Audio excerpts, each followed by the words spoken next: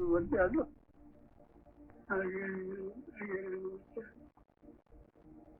ሀገር ስለምኛል ሀገርን የመሰለ የለም። በየስ ካሳለፍኩበት ወቅት ደረሰሁኝ ነሕቡ በሚቀራበት ያዘንኩበት እንኳ አሁን ሰው ሞኝ ነው። ህይወት እኮ አንድ ሰሞን ነው የመሰለ ነው እንጂ ህይወት አንድ ሰሞን ነው።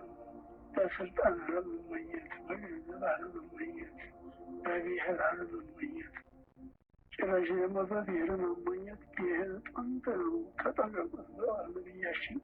ሙስሊምና ክርስቲያን ቢሆን ደግሞ መቀራረብ፣ መረዳዳት፣ መተጋገዝ ይገባዋል የሚል ነው መልዕክት ማስተላለፍ የምፈልገው።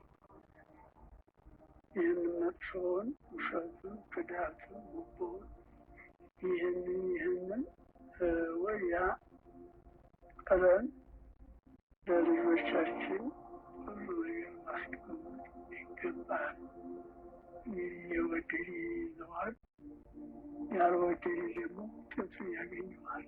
ከዓመት በኋላ ላለው ሀሳባችን